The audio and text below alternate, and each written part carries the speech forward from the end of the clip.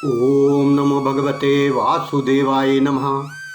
संक्षिप्त महाभारत कथा वन पर्व के अंतर्गत भाग 18। आज की कथा में सगर पुत्रों का नाश और गंगा अवतरण।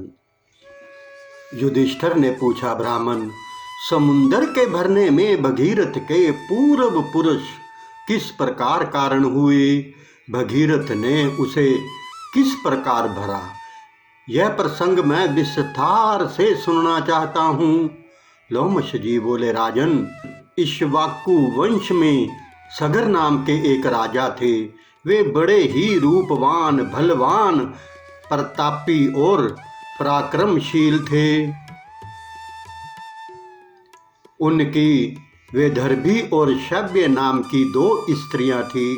उन्हें साथ लेकर वे कैलाश पर्वत पर गए और वहां योगाभ्यास करते हुए बड़ी कठिन तपस्या करने लगे। कुछ काल तपस्या करने पर उन्हें त्रिपुरनाशक त्रिनयन भगवान शंकर के दर्शन हुए। महाराज सगर ने दोनों रानियों के सहित भगवान के चरणों में प्रणाम किया और पुत्रों के लिए प्रार्थना की। श्री महादेव जी ने प्रसन्न होकर राजा और रानियों से कहा, राजन, तुमने जिस मुहूर्त में वर मांगा है उसके प्रभाव से तुम्हारी एक रानी से तो अत्यंत गर्वीले और शूरवीर 60,000 पुत्र होंगे, किंतु वे सब एक साथ ही नष्ट हो जाएंगे तथा दूसरी रानी से वंश को चलाने वाला केवल एक ही शूरवीर पुत्र होगा। ऐसा कहकर भगवान रुद्र वहीं अंतर्ध्यान हो गए और राजा सगर अत्यंत प्रसन्न हो अपनी रानियों के सहित घर लौट आए। फिर कमल नायनी विदर्भी और शव्य ने गर्भ धारण किया और समय आने पर वे दर्भी के गर्भ से एक तुम्बी उत्पन्न हुई तथा शव्य ने एक देव रूपी बालक उत्पन्न किया। राजा ने उस तुम्बी को फेंकवाने का विचार किया। इसी समय गंभीर स्वर से ये आकाशवाणी हुई, राजन, ऐसा साहस ना करो। इस प्रकार पुत्रों का परित्याग करना उचित नहीं है। इस तुम्बी के बीज निकालकर उन्हें कुछ कुछ गर्म किए हुए घी से भरे हुए घड़ों में पृथक पृथक रख दो। इससे तुम्हें 60,000 पुत्र प्राप्त होंगे। आकाशवाणी सुनकर राजा ने वैसा ही किया। उन्होंने तुम्बी का एक एक बीज एक एक धृत पूर्ण घट में रखवा दिया और प्रत्येक घड़े की रक्षा के लिए एक एक दासी नियुक्त कर दी। बहुत काल बीतने पर भगवान शंकर की कृपा से उनमें से अतुलित तेजस्वी 60,000 पुत्र उत्पन्न हुए। वे बड़े ही घोर प्रकृति के और क्रूर कर्म करने वाले थे तथा आकाश में उड़कर चलते थे। संख्या में बहुत होने के कारण वे देवताओं के सहित संपूर्ण लोकों का तिरस्कार किया करते थे। इस प्रकार बहुत समय निकल जाने पर राजा सगर ने अश्वमेघ यज्ञ की दीक्षा ली। उनका छोड़ा हुआ घोड़ा पृथ्वी पर विचरने लगा। राजा के पुत्र उसकी रखवाली पर नियुक्त थे। घूमता घूमता वह जलहीन समुद्र के पास पहुंचा, जो इस समय बड़ा भयंकर जान पड़ता था। यद्यपि राजकुमार बड़ी सावधानी से उसकी चौकसी कर रहे थे, तो भी वे वहां पहुंचने पर अदृश्य हो गया। जब वह ढूंढने पर भी ना मिला तो राजपुत्रों ने समझ लिया कि उसे किसी ने चुरा लिया है और राजा सगर के पास आकर ऐसा ही कह दिया। सगर पुत्र बोले, पिताजी, हमने समुद्र, द्वीप, वन, पर्वत, नदी, नद और कंदराएं सभी स्थान छान डाले, परंतु हमें ना तो घोड़ा ही मिला और ना ही उसको चुराने वाला ही। पुत्रों की ये बात सुनकर सगर को बड़ा क्रोध हुआ और उन्होंने आज्ञा दी, जाओ फिर उस घोड़े की खोज करो और बिना उस यज्ञ पशु के लौट कर मत आना। पिता का ऐसा आदेश पाकर सगर पुत्र फिर सारी पृथ्वी में घोड़े की खोज करने लगे। अंत में उन सूरवीरों ने एक जगह पृथ्वी को फटी हुई देखा, उसमें उन्हें एक छिद्र भी दिखाई दिया। तब वे कुंडाल तथा दूसरे हथियारों से उस छिद्र को खोदने लगे। खोदते खोदते उन्हें बहुत समय हो गया, परंतु फिर भी घोड़ा दिखाई ना दिया। इससे उनका क्रोध और भी बढ़ गया। उन्होंने ईशान कोण में उसे पाताल तक खोद डाला। वहां उन्होंने अपने घोड़े को घूमता देखा तथा उसके पास ही उन्हें अतुलित तजोराशि महात्मा कपिल भी दिखाई दिए। घोड़े को देखकर उन्हें हर्ष से रोमांच हो आया, किंतु कालवश भगवान कपिल पर वे क्रोध से भर गए और उनका तिरस्कार करके घोड़े को लेने के लिए बढ़े। इससे महातेजस्वी कपिल जी को भी क्रोध हो आया। उन्होंने त्योरी चढ़ाकर सगर पुत्रों पर अपना तेज छोड़ा और उन मंद बुद्धियों को भस्म कर दिया। उन्हें भस्मीभूत होते देख देव ऋषि नारद राजा सगर के पास आए और उन्हें सारा समाचार सुना दिया। नारद जी की बात सुनकर एक मुहूर्त के लिए तो राजा उदास हो गए, किंतु फिर उन्हें महादेव जी की बात का स्मरण हो आया। तब उन्होंने असमंज के पुत्र अपने पौत्र अंशुमान को बुलाकर कहा, बेटा, मेरे अतुलित तेजस्वी 60,000 पुत्र कपिल जी के तेज से मेरे ही कारण नष्ट हो गए हैं। अपने धर्म की रक्षा और प्रजा का हित करने के लिए मैंने तुम्हारे पिता का भी परित्याग कर दिया है। युधिष्ठिर ने पूछा, तपोधन लोमश जी, राजाओं में श्रेष्ठ सगर ने अपने औरस पुत्र को क्यों त्याग दिया था? लोमश जी बोले, राजन, महाराज सगर का शैब्या के गर्भ से उत्पन्न हुआ पुत्र असमंजस नाम से विख्यात था। वे अपने पूर्ववासियों के दुर्बल बालकों को रोने चिल्लाने पर भी गला पकड़कर नदी में डाल देता था। इससे सब पूर्ववासी भय और शोक से व्याकुल रहने लगे और एक दिन राजा सगर के पास आकर हाथ जोड़कर कहने लगे, महाराज, आप हमारी शत्रुओं के शासना आदि जनित संकटों से रक्षा करने वाले हैं, अतः इस समय असमंजस से हमें जो घोर भय उपस्थित हो गया है उससे भी हमारी रक्षा कीजिए। पूर्ववासियों की बात सुनकर महाराज सगर एक मुहूर्त तक उदास रहे और फिर मंत्रियों को बुलाकर इस प्रकार कहा। राजा सगर बोले, यदि आप लोग मेरा प्रिय करना चाहते हैं तो तुरंत ही एक काम कीजिए, मेरे पुत्र असमंजस को अभी इस नगर से बाहर निकाल दीजिए। राजा के आज्ञा अनुसार मंत्रियों ने तत्काल वैसा ही किया। इस प्रकार महात्मा सगर ने पूर्ववासियों के हित के लिए अपने पुत्र को निकाल दिया था।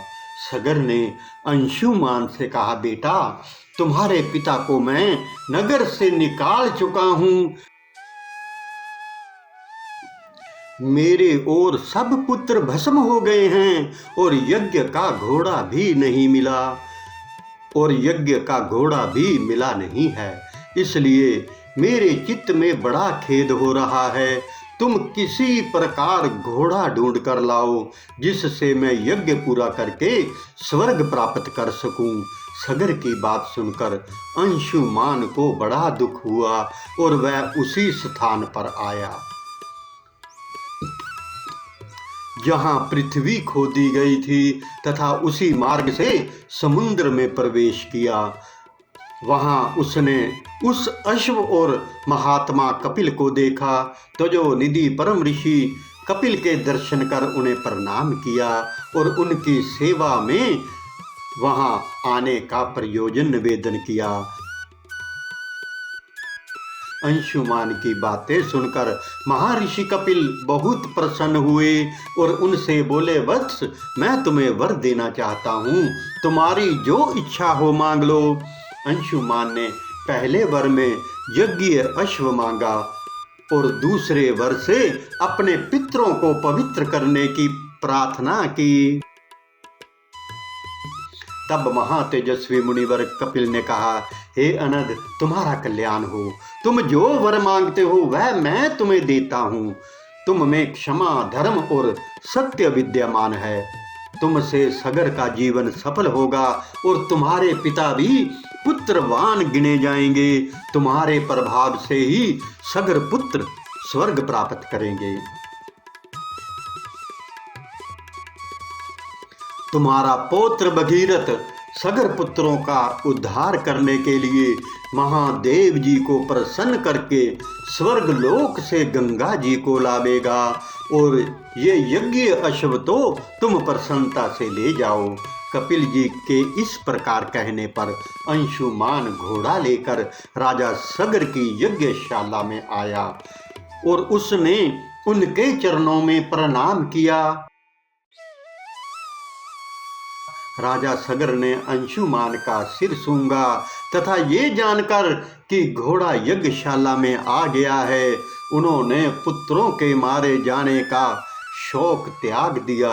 उन्होंने अंशुमान का बड़ा आदर किया और अपना अधूरा यज्ञ पूरा कर दिया। इसके बाद बहुत दिनों तक राजा सगर ने अपनी प्रजा का पुत्रवत पालन किया। अंत में अपने पौत्र पर राज्य का भार छोड़कर स्वयं स्वर्ग सिधारे महात्मा अंशुमान ने भी अपने पितामह के समान ही असमुंदर भूमंडल का पालन किया। उनके दिलीप नाम का धर्मात्मा पुत्र हुआ। उसे राज्य सौंपकर अंशुमान भी परलोकवासी हुए। दिलीप को जब अपने पितृगण के विनाश की बात मालूम हुई तो उनके हृदय में बड़ा संताप हुआ। वे उनके उद्धार का उपाय सोचने लगे और गंगा जी को लाने के लिए भी उन्होंने बहुत प्रयत्न किया, परंतु बहुत चेष्टा करने पर भी वे सफल ना हो सके। उनके परम ऐश्वर्यशाली और धर्मपरायण भगीरथ नाम का पुत्र हुआ। उसे राज्य पर अभिषिक्त कर दिलीप वन में चले गए और वहां कालवश तपस्या के प्रभाव से स्वर्गवासी हो गए। महाराज राजा भगीरथ महान धनुर्धर, चक्रवर्ती और महारथी थे। उनके दर्शन मात्र से सब लोगों के मन और नयन शीतल हो जाते थे। उन्हें जब मालूम हुआ कि कपिल जी के कोप से उनके पितृगण भस्म हो गए थे और उन्हें स्वर्गलोक की भी प्राप्ति नहीं हुई तो वह बड़े दुखी हुए और अपना राज्य मंत्री को सौंपकर तपस्या करने के लिए हिमालय पर चले गए। वहां उन्होंने फल, मूल और जल का ही आहार करते हुए देवताओं के 1000 वर्ष तक घोर तपस्या की। 1000 दिव्य वर्ष बीतने पर महानदी गंगा ने उन्हें प्रत्यक्ष दर्शन दिया और कहा, राजन, तुम मुझसे क्या चाहते हो, बताओ, मैं तुम्हें क्या दूं? तुम जो कहोगे वही करूंगी। गंगा जी के इस प्रकार कहने पर राजा ने उनसे कहा, हे वरदायिनी, मेरे पितृगण महाराज सगर के 60,000 पुत्र घोड़ा ढूंढने के लिए निकले थे। उन्हें भगवान कपिल जी ने भस्म करके यमलोक में भेज दिया है। हे महानदी, जब तक आप अपने जल से उनका अभिषेक नहीं करेंगी तब तक उनकी सद्गति नहीं हो सकती। उन सगर पुत्रों के उद्धार के लिए ही मैं आपसे प्रार्थना करता हूँ।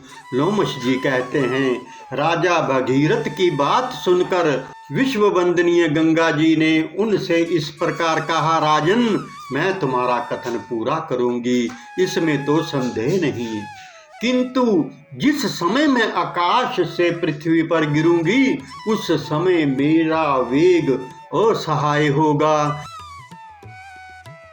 तीनों लोकों में ऐसा कोई नहीं है जो मुझे धारण कर सके।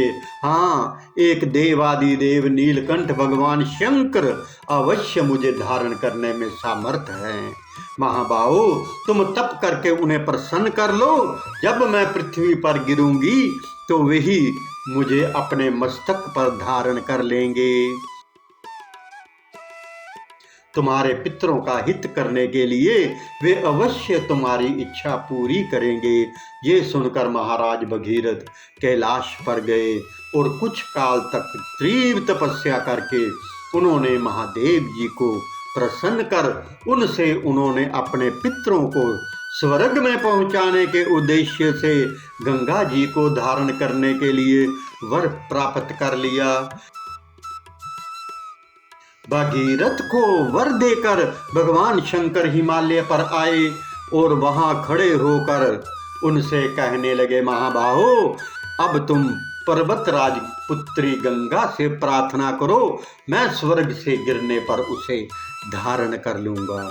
ये सुनकर महाराज भगीरथ सावधान होकर गंगा जी का ध्यान करने लगे। उनका स्मरण करते ही पवित्र सलिला गंगा जी महादेव जी को खड़े देखकर आकाश से गिरने लगी। उन्हें गिरते देख देवता, महर्षि, गंधर्व, नाग और यक्ष लोग उनके दर्शनों की लालसा से वहां एकत्रित हो गए। श्री महादेव जी के मस्तक पर वे इस प्रकार गिरी मानो स्वच्छ मोतियों की माला हो। भगवान शंकर ने उन्हें तत्काल धारण कर लिया। तब श्री गंगा जी ने भगीरथ से कहा, राजन, मैं तुम्हारे लिए ही पृथ्वी पर उतरी हूँ, अतः बताओ मैं किस मार्ग से चलूं। ये सुनकर राजा उन्हें उस स्थान पर ले गए जहां उनके पूर्वजों के शरीर भस्म हुए थे। गंगा जी के जल से समुद्र तत्काल भर गया। राजा भगीरथ ने उन्हें अपनी पुत्री मान लिया। फिर सफल मनोरथ होकर राजा भगीरथ ने गंगा जल से अपने पितरों को जलांजलि दी। इस प्रकार जिस तरह समुद्र को भरने के लिए गंगा जी पृथ्वी पर पधारी, वे सब वृत्तांत मैंने तुम्हें सुना दिया। ओम नमो भगवते वासुदेवाय नमः।